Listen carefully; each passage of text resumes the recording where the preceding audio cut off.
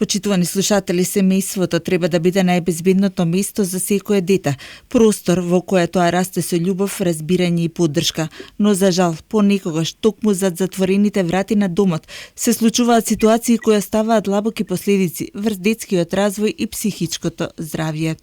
Последните настани што ја вознемирија јавноста, меѓу кои случајот со Иван и Катја во Скопската општина Карпош, повторно ја отворија темата колку навреме се препознаваат сигналите кога едно дете живее во ризична семејна средина. За ова прашање разговараме со господинот Драги Змијанац од првата детска амбасада во светот Меѓаши, организација која со години се залага за заштита и унапредување на детските права. Господине Змијанац, добар ден. Добар ден. До вас и до слушателите на вашето радио. Случајот со Иван и Катја од Скопски Карпош силно ја вознемири јавноста. Кога вакви трагедии се случуваат, неизбежно се поставува прашањето дали сигналите дека едно дете живее во ризична семејна средина понекогаш не се гледаат или не се препознава нивната сериозност. Од она што го следам случајот, можам да констатирам дека детето е невидлива жртва на семејно насилство за институциите. Кога ќе кажам за институциите, мислам од полиција, Центар за социјална работа, обвинителство, стручни служби во училиштата каде што учело. Секоја чест за дојавачите, соседите, но може да се констатира дека не се постапило прикладно како што треба да се процени дека детето е во висок ризик и дека треба да се заштити, тоа е немотно. Всушност во ситуација на семејно насилство децата се третираат како сведоци на насилство, но сите современи стандарди за заштита на децата јасно укажуваат дека секое дете кое живее во средина на насилство е жртва. Не е сведок, туку е жртва. Вакви ситуации оставаат психолошки и социјални трајни последици и долгорочни кај детето и затоа системите за заштита не само за рана детекција и проценка на ризик во многу европски држави предвидуваат и брза интимна интервенција. Ако се направи прикладна проценка на ризик и се направи координирана реакција и акција на институциите, како што ги наведов МВР, ЦСР, училиште, постои можност да се спаси детски живот. Случаите како овој најчесто откриваат хронични слабости во институционалниот систем и за жал многу често задоцнето реагираат со трајни последици, како што знаете. Недоволната координација меѓу институциите, полиција, Центар, социјална работа, судија, образовни институции, често работат оделно, без навремена размена на информации и заедничка проценка.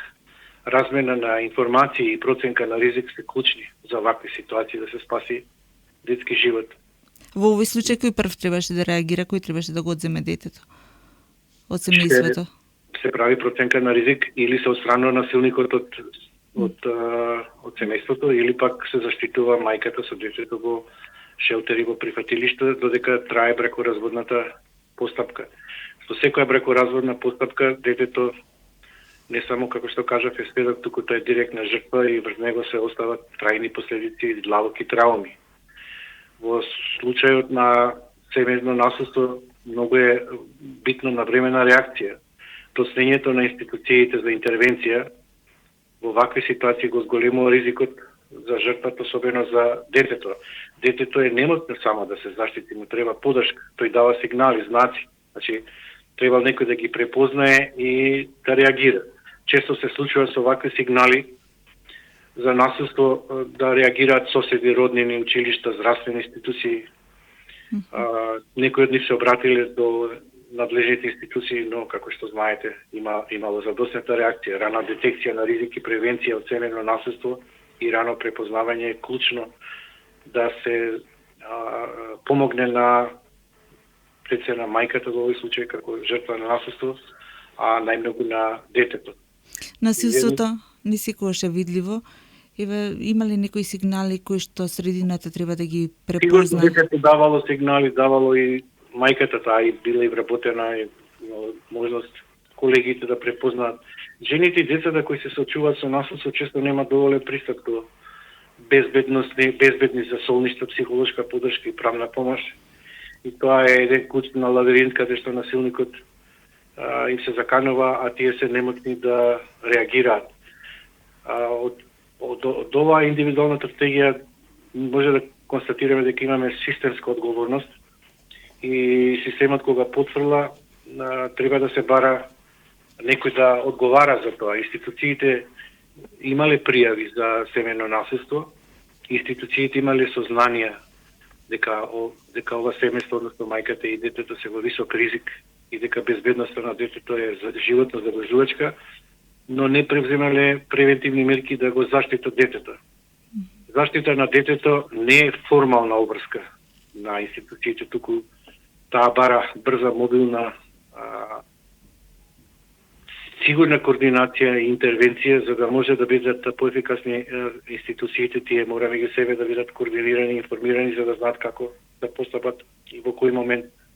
Секој изгубен детски живот е пораз на општеството и на институциите. Тоа значи дека ние живееме во високоризично обкружување каде што насилниците ги малтретираат жртвите, дополнително со тоа што и самиот систем не ги заштитува. Тоа се вика и структурно насилство, значи не можат граѓаните да најдат сигурна заштита во институциите. По последните децении, работејќи во областа на заштита на правата на детето, научив една болна вистина, дека трагедиите речиси никогаш не се случуваат одеднаш. Има временска рамка. Овој случај траел од 2019 до 2026, тоа е многу долг период, за да нема можност институциите да се покријат со тоа дека не знаеле. Најчесто и претходат предупредувачки сигнали, како што кажавте и вие, семејни конфликти, насилство, повици за помош, следващо од соседи, секоја чест ке кажам, соседите пријавувале родни институции, и никогаш трагедијата не се случува одеднаш. Ова е болна вистина и секогаш треба да ги препознаваме раните сигнали кои ги упатуваат жртвите, најчесто децата. Прашање дали тие сигнали биле препознаени и дали системот реагирал на време. Господине Змијанац, колку често децата во земјава не се жртви или свидоци на вакви ситуации? Тие се директните жртви кога во високоризично семејно насилство, посебно во бракоразводна постапка, кога родителите не можат да излезат од таа конфликтна ситуација, децата не само сведок, тие се директни жртви. Детето е жртва, тоа живее во страв, несигурност, психолошки притисок, што остава трајни последици. Затоа треба да се стандардизираат постапките, да се заштити детето и дека секој дете кој расте во средина на насилство мора да биде третирано како дете во ризик и да добие итна институционална заштита. Затоа што ако не постапат институциите брзо, тоа дете во ризик може да заврши и фатално по неговиот живот. Тоа што би значило во пракса институционална заштита, детето да се одзема од семејството, да се смести во некое згрижувачко семејство или како? Треба да се заштитат пред се жртвите и мајката или таткото ако е жртва заедно со детето, да се отстрани насилникот и да се, ако е покрената бракоразводна постапка, да се реши тоа брзо и да му се ограничи на насилникот да пристапува во домот каде што живеат, во овој случај мајката со детето. Значи, во ревизорскиот извештај беше нотирано дека таа мерка за отстранување на насилникот од домот многу ретко се применува во земјава. За 2 години дали се изречени 8 мерки. Ако не се лажам, така беше нотирано во ревизорскиот извештај за примената на Истанбулската конвенција. Ретко се одзема и родителско право, ретко се забранува насилникот да, значи мора да сватиме дека ова не е приватна работа, дека цел систем бил вклучен, учувајќи ги и соседите кои реагирале на време. За ваков тип на семејно насилство нема приватност. Тоа се митови кои ние мора да ги надминеме, затоа што ако граѓаните реагирале, а институциите не постапиле, тогаш се поставува прашање кој треба да сноси одговорност. Одговорноста, рековте, е системска, но кој ќе ја понесе одговорноста по-конкретно? Треба да се направи ревизија на целиот случај, треба да се имаат можност институциите да покренат постапка, да го испитаат случајот, да видат која е стручна служба, односно дали полицаец, дали луѓето кои работат ЦСР, дали стручните служби во училиштето или така натаму постапиле најсоодветно за да му помогнат на децата да не растат во страх. Во овој контекст, во вакви ситуации, најчесто некако во преден план се зборува за насилството врз возрастните. Имате ли впечаток дека децата како да остануваат во сенка? Па јас тоа го кажав на самиот почеток, децата се невидливи за институциите. Тивки жртви, така. Тие најмногу страдаат. Значи, ако некој насилство трае со години, соседите слушаат, роднините знаат, понекогаш имаат и пријави, а институциите реагираат бавно, формално или воопшто не реагираат. По меѓувреме децата растат во страх. Што значи тоа? Институциите не знаат да се стават во функција на детето жртва, а не сведок. Колку училиштата, наставниците, педагозите, психолозите може да бидат на прва линија? Многу, затоа што децата во таа рана детска возраст се отворени, ги кажуваат сите работи, невозможно е.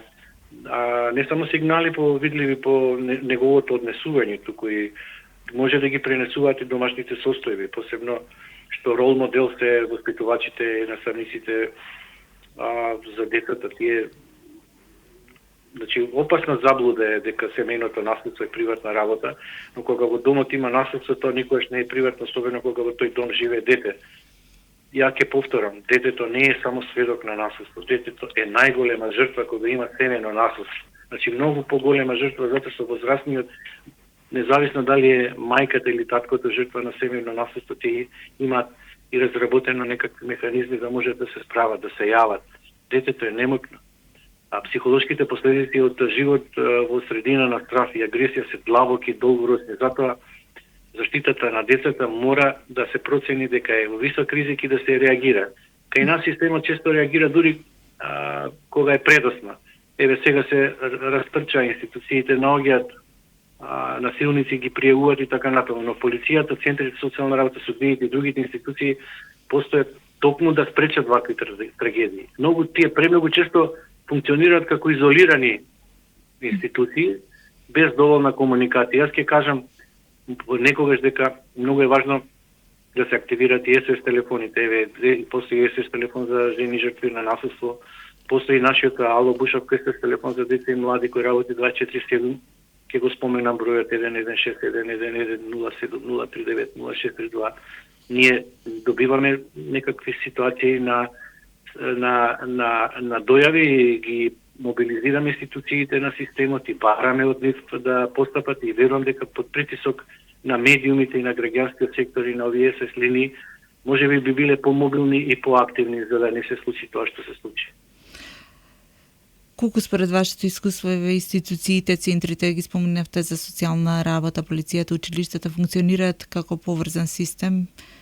Јас би кажав тие како изолирани острови. Институциите, значи, прво Центар за социјална работа има премногу ингеренции. Тој единствен кој може да влезе во домот да направи увид за ризик, проценка на ризик. Може да дојави до училишниот психолог, педагог со стручна служба, до полицијата дека тоа дете живее во висок ризик и дека е животно загрозувачко и дека треба да се постапи прикладно за да се помогне да се спречи најлошо сценарио тоа што се случи. Затоа ова трагедија не сме да биде заборавена по неколку дена медиумско внимание. Ви благодарам што го покривате вие. Затоа треба да стане повод за сериозни анализи и промени. Потребен е систем што на вистина ќе ги штити вистински децата, не декларативно. Систем што препознава ризик на време, што реагира брзо, што не дозволува жртвите да останат сами, препуштени сами на себе и да не знаат како да се справат. Повторно ќе нагласам, децата не може сами да ги побараат заштита. Освен поголемите, може би ќе свртат телефон, но помалите се немокни. Тие зависат од возрастните, од институциите. А кога институциите ќе потврдат, последиците се трагични. Затоа денес не е доволно само да жалиме, да критикуваме и така натаму, мора да се направи конкретен мобилен систем каде што ќе се постапи веднаш под било каква дојава. Дури и анонимно да е, ако има дојава за семејно наследство, институциите мора брзо да реагираат и да бараат нешто да се превземе за да се спаси детето и да живее во безбедно десно. А тоа право не сме да зависи од дали системот ќе реагира или не, тоа мора да биде под службена должност. А сметате дека земјава има доволно механизми и капацитети за психолошка и социјална поддршка на децата? Мојот дека центрите социјална работа, повторно ќе кажам, имаат многу ингеренции, се бирократизирани, тешко одат на терен, или пак кога не го сранува или не постапа прикладно да ја заштити жената или мајката и детето од насилникот, и детето најчесто станува, повторно кажам, невидливо за системот и не се третира како централна жртва. Детето најчесто станува толку невидливо да едноставно фокусот е кон насилникот и кон жртвата, а детето не е нем сведок, тој е жртва, тоа е присутно во домот, каде има конфликт, има страх, насилство. Но во институционалните процедури често не се третираат како централна жртва, а токму тој ги носи најдлабоките трауми и најтешката цена ја плаќа. Кога детето расте во атмосфера на насилство, тоа живее во постојана психолошка тензија, страф и несигурност. Тоа е немотно, зависи од возраст и од институции. Нема моќ да се заштити, ниту секогаш знае кому да се обрати. Иако, повторно ќе кажам, тоа семејство е мало пошироко семена заедница, роднини, пријатели, бујкоци, дедоци и така натаму баби. Значи, сите ние кои сме имали било каква информација, сме можеле да реагираме и сме реагирале.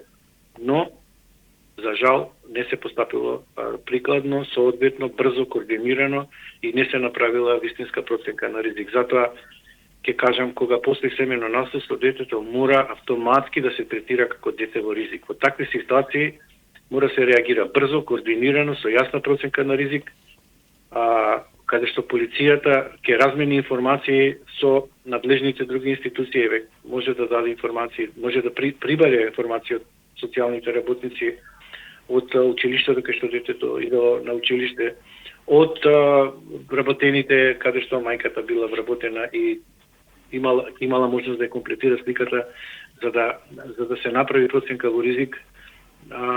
Ако не комуницираат меѓу себе институциите, тогаш навистина ова е голем пропуст кој мора да заврши со некаква одговорност.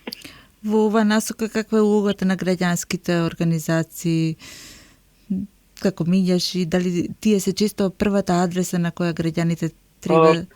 Ние кога алармиравме пред година и пол дека 10 деца се јавиле за самоубиствени мисли и кога побаравме Министерство за образование и наука, Министерство за здравство, а мислам дека треба да биде вклучено и Министерство за внатрешни работи, се направи протокол како да се постапува во вакви ситуации да се спаси детски живот. Имавме еден случај кога успеавме нашиот СС оператор, што еден колега од вработен во Мегеши, да дојави на полицијата и брзо да го спаси детето кое сакаше да се фрли од камениот мост. Успеавме тоа дете да го спасиме, но едно исто дете во тој ден се фрли од трговскиот центар. За жал, ви кажав, само за еден месец 10 дојави. Значи, сериозен е проблемот. Да. Сериозен е проблемот. Самоубиствени суицидни мисли, мора да се направи нешто за да се мобилизираме, да децата живеат во безбедна средина и тоа не смее да зависи од административни процедури, дописи што патуваат со недели или институции што работат изолирано една од друга. И ќе кажам, кога системот е бавен, некоординиран и без вистински чувствителност за жртвата, нема доволна емпатија, тогаш најранливи и најтешко ја плаќаат цената децата. Ако децата во овој случај ја платат висока цената, тогаш и нема одговорност, тогаш се поставува прашање колку можат граѓаните и граѓанските организации преку своите СОС телефони да го става системот во функција во најдобар интерес на децата. Тоа е вистинска тешкотија, бидејќи главните инструменти и ингеренции ги имаат институциите на системот. Која би била вашата порака до родителите, до институциите која станува збор за заштита на деца? Мојата главна порака е, ова не е само семејна трагедија, ова е тест на системот за заштита на децата на целото општество. Кога во едно семејство има насилство, детето е секоја жртва, дури и кога никој не го гледа. Детето не сме да биде невидлива жртва. Во случај на семејно насилство, детето не е само сведок, детето е жртва и често е најневидливата жртва. За жал се потврдува со овој случај. И морам да кажам дека алките за систем за подршка и рана детекција и превенција и брза реакција зависат пред од полиција, од Центар за социјална работа, суд и образование. Најголема опасност е кога Жртвите се гледаат како предмет во досие или бројки во статистика, а не како луѓе со животна загрижувачка состојба, со чувства, емоции, страдања, патење, а тоа траело многу долго. Кога полицијата констатира физички напад во семејство, дали автоматски се прави проценка на ризик? Не секогаш се постапува прикладно. Кога има развод, истовремено пријава за наследство, системот автоматски треба да го третира детето во ризик. И на крај, децата не може да се заштитат. Тие зависат од системот. Кога системот е бавен, некоординиран и не чувствува доволно одговорност, тогаш последиците се трагични и затоа мора да се запрашаме дали системот навистина го виде тоа невидливо дете на време. Така, и дали за крај би ве запрашала во која насока се движи вашиот оптимизам, дали како општество во догледно време ќе изградиме атмосфера во која децата ќе ни се чувствуваат безбедно и ќе можат безбедно да побараат. Да се разговара со децата, да им се посвети внимание, децата даваат сигнали, дали на другаче, дали на роднини, дали во училиште, на класниот, дали на стручните служби, училишниот двор, пред града, било каде, детето дава сигнали. Некој треба да ги препознае, значи треба да се има повеќе емпатија, сочувство за тие кои патат страдат, за да може да им се помогне, бидејќи тие се немотки сами да се справат, посебно кога го вршат насилството мајката или таткото во семејството. Ви благодарам, почитувани слушатели, ова беше разговорот со Драги Змијанец од првата детска амбасада во светот Медјачи за една тема која не сме да остане зад затворени врати, безбедноста и заштитата на децата. Грижата за најмладите е одговорност на сите, семејството, институциите и општеството во целина.